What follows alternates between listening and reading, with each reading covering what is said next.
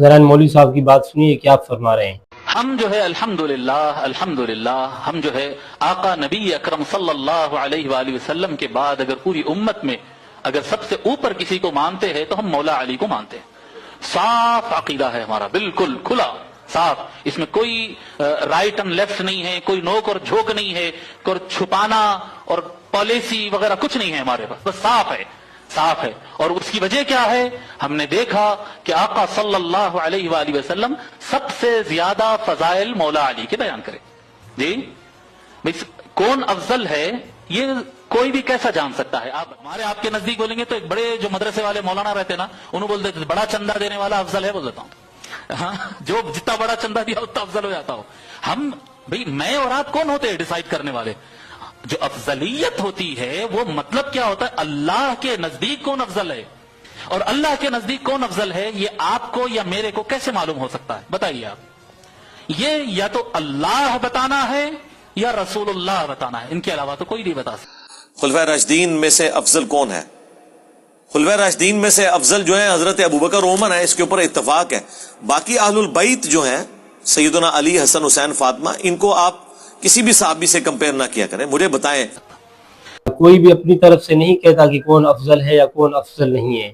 جس طرح آپ نے کہا کہ اللہ اور اس کے رسول صلی اللہ علیہ وسلم اس کا فیصلہ کریں گے، کہ ہم اپنی طرف سے نہیں کہتے ہیں کہ ابو بکر رضی اللہ تعالیٰ عنہ افضل ہیں یا علی رضی اللہ تعالیٰ عنہ افضل ہیں یا عمر فاروق رضی اللہ تعالیٰ عنہ افضل ہیں یا حضرت عثمان غنی رضی اللہ تعالیٰ عنہ افضل ہیں۔ ہم اپنی طرف سے نہیں کہتے ہیں، بلکہ حدیثوں کے اندر لکھا ہوا ہے کہ افضل کون ہے۔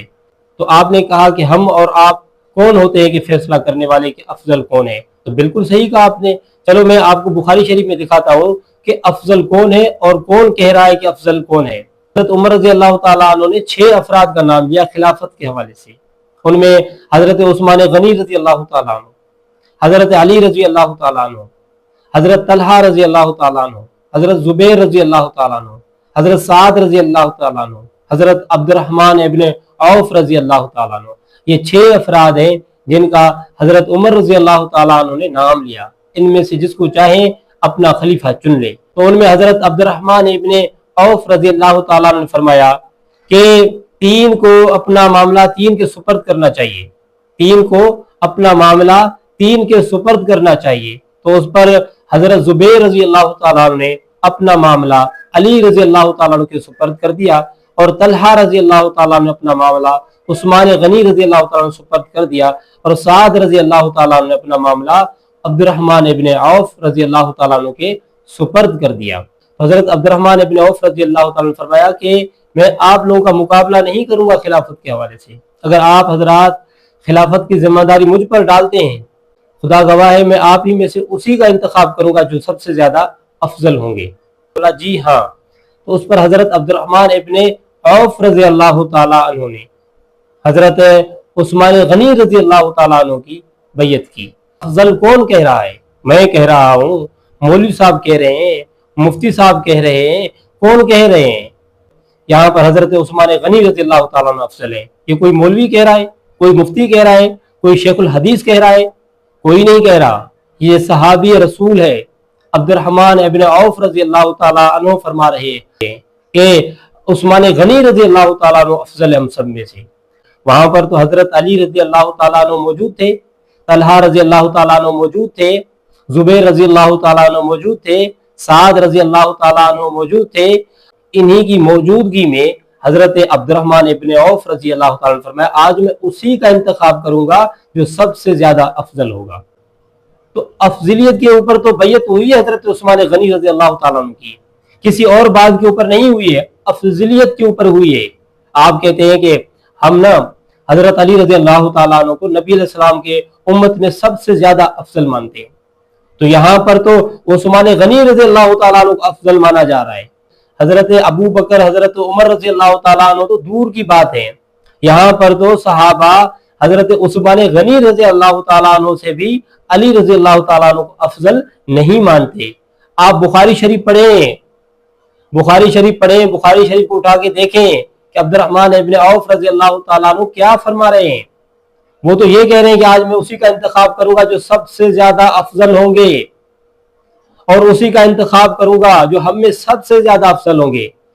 یعنی کہ وہاں پہ جو صحابہ موجود تھے ان میں سب سے زیادہ افضل تھے، اسی لیے حضرت عثمان غنی رضی اللہ تعالیٰ عنہ کی بیعت کی گئی۔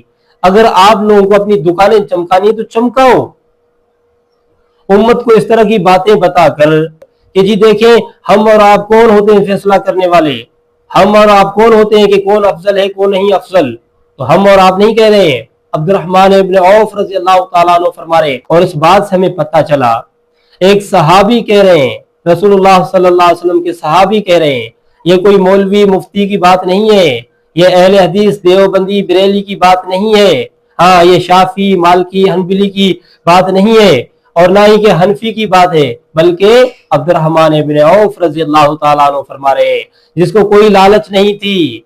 سب سے پہلے تو اس نے یہ کہا مجھے کوئی غرض نہیں ہے اس خلافت سے، میں آپ لوگوں کا مقابلہ نہیں کرنا چاہتا۔ سب سے پہلے اس نے اس بات کا اعلان کیا کہ میں آپ لوگوں کا مقابلہ نہیں کروں گا۔ سب سے پہلے اس نے اپنے آپ کو پیچھے کیا، اور پیچھے کرنے کے بعد جب انہوں نے فیصلہ کیا تو کسی نے اعتراض نہیں کیا، اور حضرت عثمان غنی رضی اللہ تعالیٰ عنہ کی بیعت کی گئی۔